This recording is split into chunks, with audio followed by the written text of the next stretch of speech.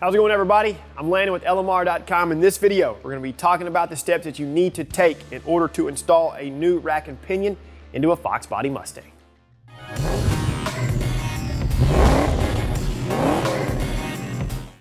So you're more than likely watching this video because you want to know more about installing a new rack and pinion into a Fox Body Mustang. Well, for starters, go ahead and check out the removal video in the description. That way you have a better understanding of how the steering rack is removed from the car.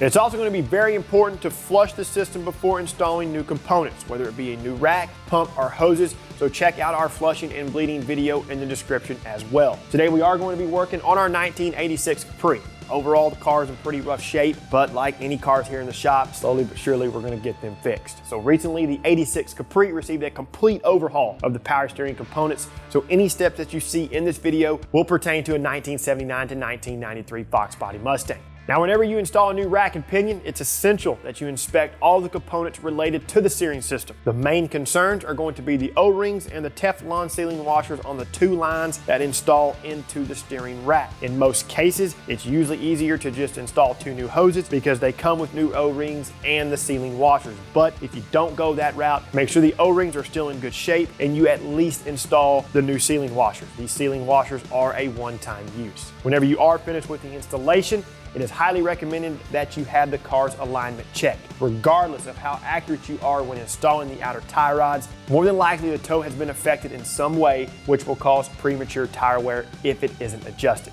If you would like to see our complete selection of power steering parts for your Fox Mustang, check out the link in the description. Before we get started, if y'all appreciate the how-to videos, go ahead and like this video. Subscribe to our YouTube channel for more Fox Mustang content and the occasional Capri, and make sure those notifications are turned on. That way you don't miss any of our future uploads. To get started, place the new rack on a workbench. In order to center the new rack, use a pair of channel locks or vice grips to hold the input shaft, but be careful not to damage the splines. Turn the input shaft all the way to one side until it stops. Pick something in the general area to reference how many turns you're rotating the shaft. I typically reference the tool that I'm using. Now you want to count the number of turns it takes to rotate the shaft in the other direction until it stops. Cut the number of turns in half, and that is the number of turns that you will rotate the shaft back the other way, and now it's centered. Depending on the steering rack that you're installing, there may be pre-installed bushings and sleeves. If you own a 1979 to early 1985 Mustang, the sleeves and bushings will need to be removed. You will need to purchase new bushings from LMR.com intended for that year range and reuse the sleeves. The sleeve can be removed with a hammer and appropriate size socket, and the bushings can be driven out with a small drift. If the rack is being installed into a 1985 to 1993 car, all you need to do is remove the pre-installed sleeves. Go ahead and run down the jam nuts on the inner tie rods and apply some anti-seize to the threads. Now we need to install the new tie rods or transfer the existing ones from the old rack if they're still good. Go ahead and place the old rack on the workbench so we can use it for reference. On the old rack, rotate the jam nut away from the outer tie rod using a combination of wrenches. Count the number of turns it takes to remove the outer tie rods from the inner tie rods. For this video, we're installing new outer tie rods. I like to spray these with some clear coat to help prevent surface rust and corrosion. If you're using new outer tie rods, install the included grease fittings and tighten them down with the correct socket.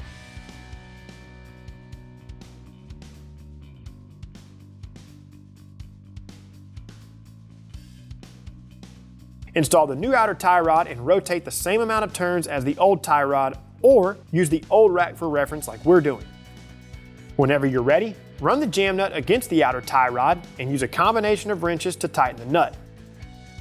Of course, make sure the ball stud is facing straight up. Do the same for the other outer tie rod. Final adjustment can be done on the car if it's needed. Before you install the new rack, use this opportunity to clean the surrounding area. Some all-purpose cleaner degreaser, microfiber towels, and a brush will get the job done. Next, we'll want to remove the driver's side rack sleeve so the rack is easier to install into the car. Go ahead and remove the steering rack bolt on the driver's side. Using a dead blow, tap both sides of the rack sleeve to loosen it up. Now you want to use a drift and a hammer and drive the sleeve out of the K-member from the rear. Like I mentioned earlier, the bushings that are included with the new rack are polyurethane, which aren't going to flex like the factory rubber bushings and are a little more difficult to install over the sleeves. Go ahead and carefully knock out the bushings on the passenger side of the new rack. Position one of the bushings onto the sleeve with the flange facing towards the rear. Tap this bushing into place with a dead blow until it bottoms out against the K-member. Slide the rack into place and tap the front side of the rack until it slides over the bushing. Install the frontward bushing into the passenger side of the steering rack.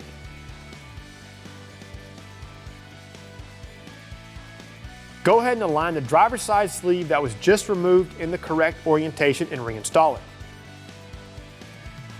In order to have clearance to install the two hoses, bring the rack forward until you have enough room to install these hoses and tighten them with the correct wrenches. Now, from time to time, even I make a few mistakes. I got ahead of myself and reinstalled the steering shaft and steering rack retaining hardware. Because of the tight working area where the two hoses get installed into the steering rack, I had to bring the rack forward in order to install and fully tighten these fittings. This is why you see the hose attached whenever I was bringing the rack forward. Remove the plug from the upper port in the steering rack. This port is for the return line that will connect to the lower fitting on the cooler tube. Verify that there is an O-ring and a new Teflon washer installed on the fitting. Thread this fitting in by hand, making sure it isn't cross-threaded. If needed, remove the plug from the lower port so you have additional room to turn the wrench. Using the appropriate wrench, tighten the fitting until the washer is compressed. Verify that there is an O-ring and a new Teflon washer installed on the fitting. Install the high pressure supply line into the lower port on the steering rack. This is the line that is connected to the side of the power steering pump. Thread this fitting in by hand and make sure it isn't cross-threaded. Using the appropriate wrench, tighten the fitting until the washer is compressed. Whenever these fittings are tight, the swivel characteristic is completely normal, so don't attempt to tighten the fitting any further. Before you slide the rack back into place, apply some anti-seize to the steering gear input shaft. Because of the polyurethane bushings, you may have to tap the rack with a dead blow to fully install it. As you do this, make sure the steering shaft is reinstalled onto the input shaft in the same orientation as it was removed. Apply blue thread locking compound to the pinch bolt and reinstall it.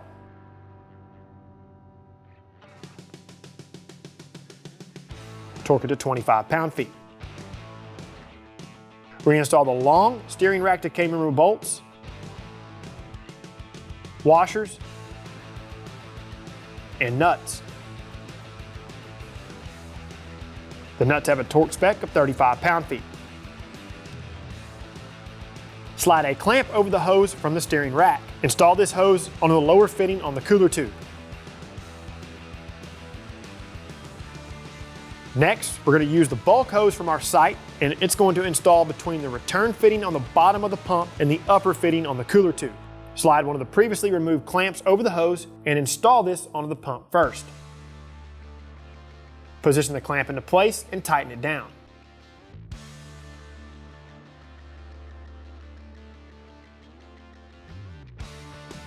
Run the hose towards the cooler tube and mock it up in position before cutting it. Once you determine the length, cut the hose. Slide over another previously removed clamp and install the hose onto the upper fitting on the cooler tube. Now you can tighten both clamps. The new rack that we are using comes with an inline filter and clamps. This gets installed into the return hose running from the cooler tube to the bottom of the pump. Make note of the direction arrow on the filter. This will point in the direction that the fluid is moving, which is from the cooler tube to the pump. Hold it up against the hose to determine where the cut needs to be made. Make the first cut and slide a clamp over the hose. Install the hose onto one side of the filter and position the clamp into place.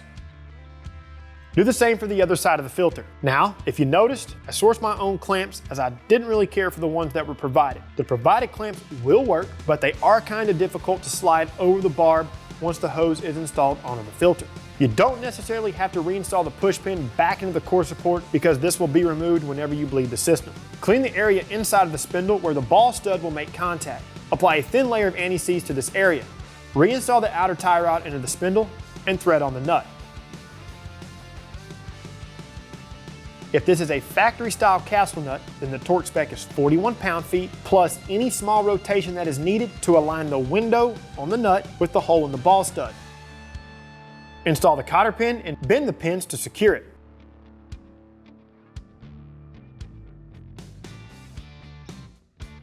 Do the same for the other side. New tie rods usually come pre-greased, but if they aren't, go ahead and pump some grease into the fitting until the boot barely begins to swell. At this point, you can reference the video explaining the bleeding procedure. Whenever that is complete, reinstall the wheels and lug nuts. Get the car on the ground and torque the lug nuts to factory spec.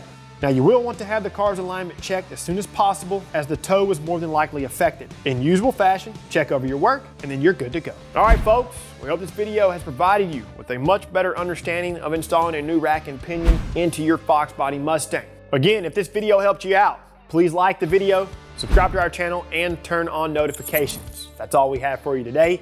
We're gonna sign off, so we'll catch you in the next one.